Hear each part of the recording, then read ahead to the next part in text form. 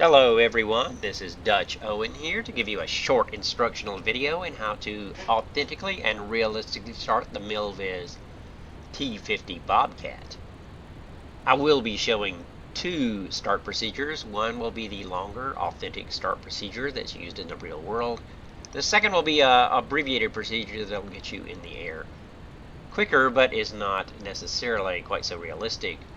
And I will also note that if you're really in a hurry, you can use Control E and get both engines started auto-magically.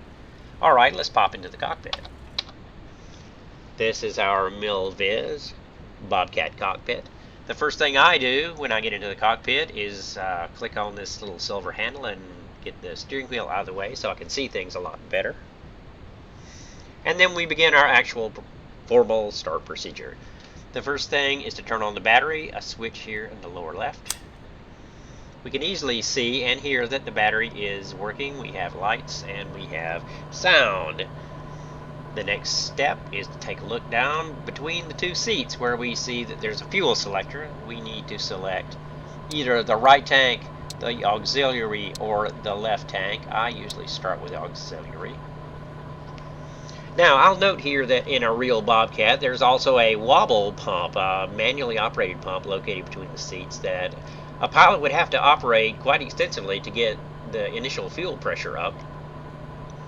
We made the decision that Bobcat wobble pump was a little bit more realistic than we wanted to be, so we left it off so that you don't have to pump that thing in order to get the engines going. So that's one piece of realism we left off, but mainly for the convenience of the guys that are flying this.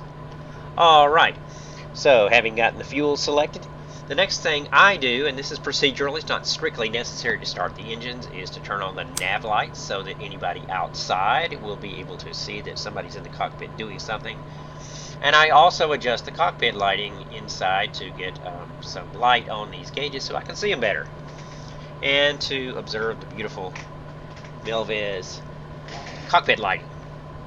Alright, the next step, according to the formal Cessna T50 manual, is to turn on the generator switches over here on the left hand side so that they will come on when the engines do fire up. And now we're ready to begin the sequence that starts each engine. We'll be starting our left engine first, and then we'll be starting the right engine. Step number one in the actual start process is to prime the engine. So to do that, we use our primer here on the left. We'll use the mouse wheel and click it so it's pointed straight up, which is for the left engine. And we simply left click. The primer comes out. We left click on it again, and the primer goes back in. Ordinarily, it takes at least 2 primes to be ready to start the engine. So we're going to prime it one more time. And we will know if things are pretty much ready to go by this fuel pressure light over here going out. If it goes out, then we know we've probably primed it enough and we're ready to get going. The next step, and this is not strictly necessary, but it's procedural and it would be done in any radial engine in a Bobcat, is open the starter switch, which is over here next to the battery, and dry crank it for several turns. To do that, we'll be left clicking on this little start switch. We will note that the engine will turn over and crank, but will not actually fire. This is a thing that gets the oil distributed properly inside the engine. Now we're ready to actually see if it'll start. We'll turn on our magnetos, which are these 2 switches down here. There's 2 switches for the left engine, 2 switches for the right. And we will move our mixture lever up to give full rich mixture. Come back to the start switch and give it a try and see if it will go. And indeed it did, so we are in luck. Got our left engine going, let's try the right.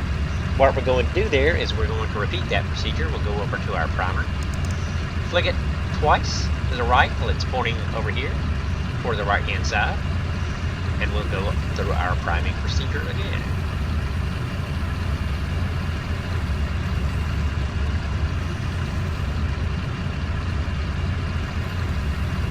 And we're watching for the fuel pressure light to go out. It did. We'll repeat our dry crank. And we have done that, so we'll turn on the mags, same procedure. Bring the mixture up, and right click, and our right engine fires up, and we've got both engines running, so we're in really good shape here. Alright, so the only thing we need to do now is to close the starter switch cover, reset the primer back to off, and bring our propeller levers up, which are kind of hiding under the throttle here. And we see our RPM coming up. The next thing to do before taxiing would be to let the Bobcat warm up to its proper temperatures. What you're going to be monitoring here is the oil temperature, which you want to be between 60 and 80, and the cylinder head temperature, which you need to be above 100. You shouldn't be taxiing until both those temperature conditions are met. You can run the engine a little bit higher, say 1,000 RPMs, and the warm up will happen a little bit faster. But that's our basic start procedure for the Bobcat, done authentically and realistically. Now we'll take a look at the abbreviated quick start procedure. Alright, since we've already been through the initial start procedure, this is a quicker version. It's dependent upon the idea that we've installed a couple of electric fuel pumps in the Bobcat. In the real world, Bobcats don't have electric fuel pumps, but in ours we do have them, so that's going to allow us to get these engines to start a bit quicker. Alright, so I've already explained everything, so I don't really need to go through it. I'm just going to see how fast we can start these engines. Alright, let's get rid of the steering wheel. Pop on the battery. Select the auxiliary fuel pump. Turn on all the magnetos. Bring our mixtures up. Turn on the fuel pumps. Turn on the generators. Turn on the nav lights. Open starter switch. And start our left engine. Fires up on cue. Taking a look, everything's rising. That's very good. Fire up our right engine. Everything seems to be going really well. Bring the throttle. The propellers up all the way. Close the switch cover. And we're ready to rock. At this point, we no longer need the fuel pumps, and we can turn them off. And once our temperatures get up, cylinder head gets up to 100, and the oil temperature gets above the 40 to 60 range, we're ready to go. So thanks for watching our Bobcat Start demonstration video, and we'll see you flying in the air somewhere.